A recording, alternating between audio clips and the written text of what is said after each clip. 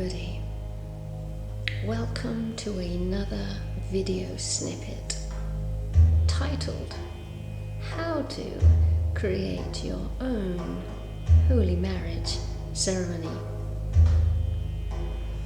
This is something that I kind of dreamed up and practice at least once a week, just to sustain this feeling of complete union on the inside, and definitely a practice to do when I feel very confused and I'm seeking deep, congruent wisdom.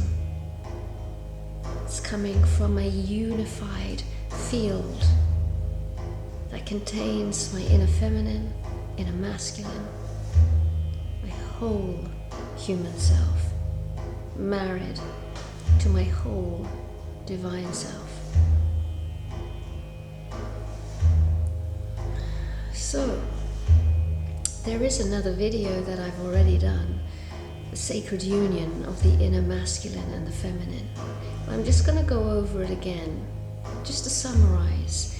And if you haven't seen that video, I suggest that you do, so that you get the real lowdown on what this union between the inner masculine and inner feminine might look like, and taking you through the step-by-step process in a slower, more conscious way. If I seem a little bit tired, it is because I'm utterly exhausted. This morning, my dear friend Karen took me to a very high impact Kundalini yoga dance class. And I haven't done anything like that for years. I've been slowing my practice right down. And, by not living in the urban cities anymore, I have been doing what feels comfortable. And usually, of course, I'm only practicing with myself or a handful of guests. So I forgot what it's like to give everything. And I am absolutely delighted that I went this morning, because a very beautiful part of me came flying back into my awareness of how much I love to be inspired and be part of a community, and to just go way beyond what I thought was possible. So my body is really aching, but in that really good way. And I'm told I'm going again on Friday, which is in 2 days' time. I have a feeling this is the start of something. Anyway, let's get back to that holy marriage. So why are we doing this in the first place? Well, we're doing a practice which will open a doorway, a feeling doorway, to how this union is going to feel. And we're told, and I'm also deeply feeling, that this is the congruent state, the resonant state of the new paradigm. We're not going to be as separated and as fragmented as we once were in the old paradigm, but we're going to enter a more unified source of a living deep presence. And so this is kind of like a step-by-step how-to, until it simply is second nature. So the movements, the inner movements, are in the 4 directions.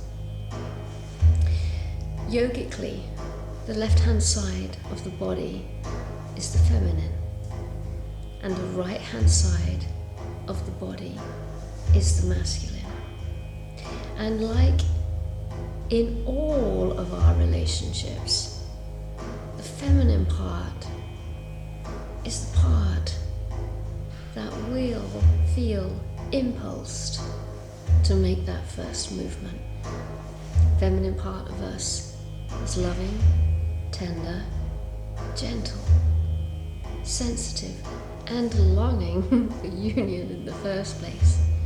So the feminine part makes her way over to the masculine hand and brings that hand to center and holds him in front of the solar plexus, the big emotional hub of activity. And as you sit there with eyes closed, long, deep breathing, you enter the space of where you invite your masculine, forward-moving drive to pause, to let go, and to trust in the feminine support. You would do that for 11 minutes, and then you place that right hand back to the right knee, and then you do the same thing on the feminine side, the left hand side. You take the left hand, you'd hold her at the solar plexus, you'd breathe long and deep, and you'd hold that part of you that feels like it's never been met, never been recognized, for just how deep this part of you actually is. And you ask her to trust in the masculine and to let go.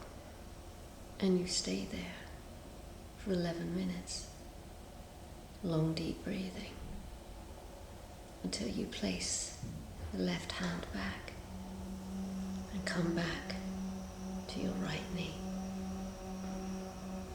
The next part of this ceremony is to imagine that your human self, who you are on earth, how you look, your body,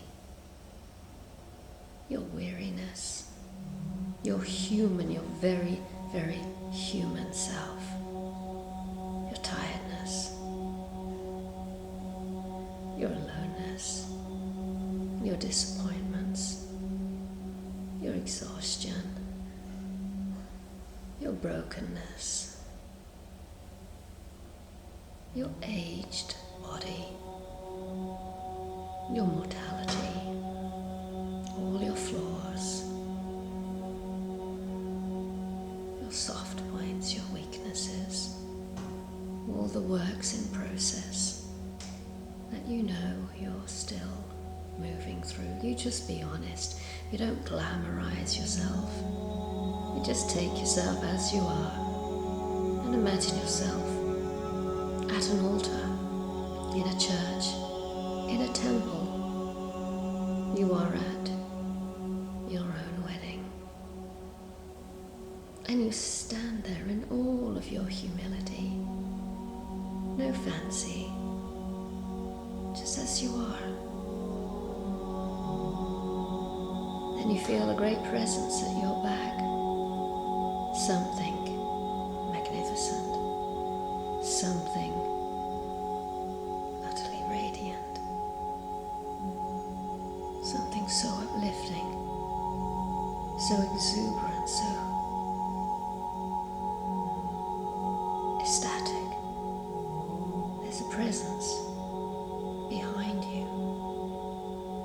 You turn and look over your shoulder, all the way back down the nave, and you see your radiant divine self standing in the doorway, looking at you. This is the one you're gonna marry. Being in your human self, you may look back and feel like looking away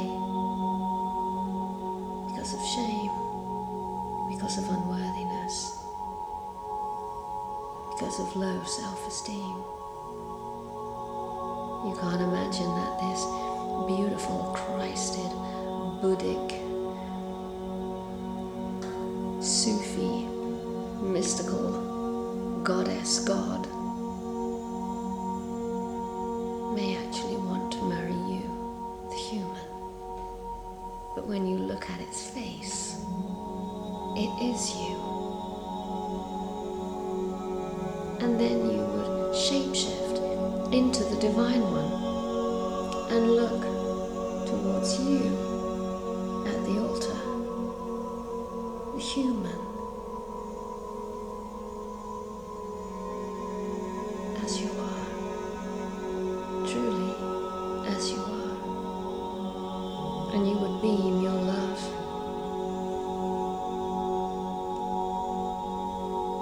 And a sense of pride, because it's this one, it's the human one, who's doing the work, and you're beaming at yourself for all that you've moved through, all that you have come to pass, all that you have experienced, transformed and healed.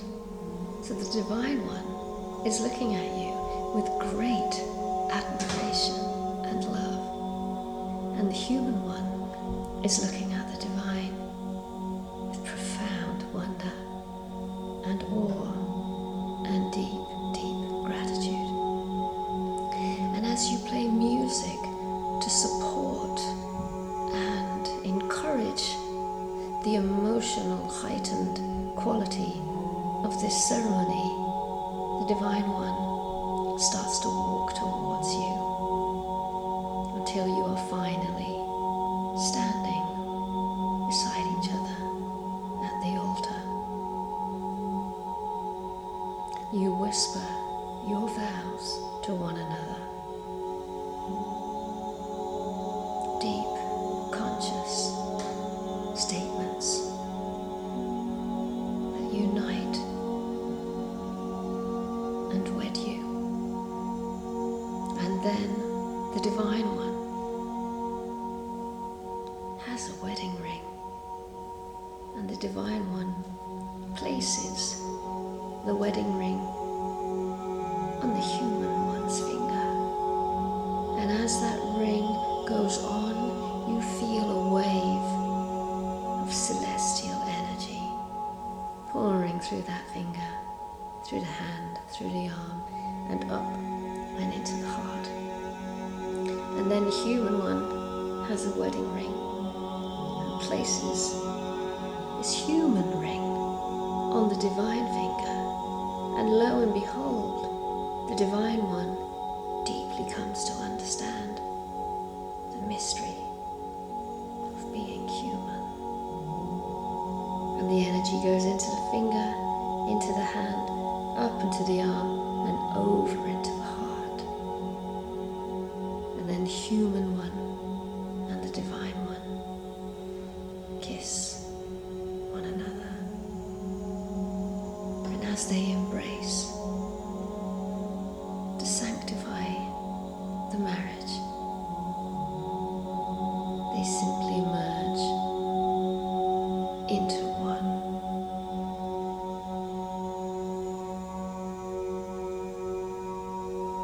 This ceremony is so deeply moving, so honest, and so deeply felt. Its quality of transmission is lasting. It forms an imprint. This is not a quick pick-me-up. This is a deep, lasting impression.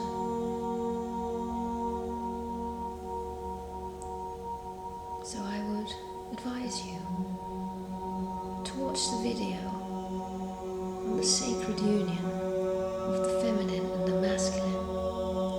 That's how you get into the unified, whole human self.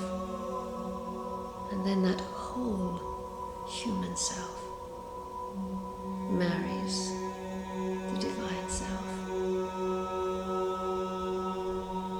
That, I believe, is the meaning of the cross. Okay, beloved friends, I will see you again in the next snippet that is no doubt sure to come.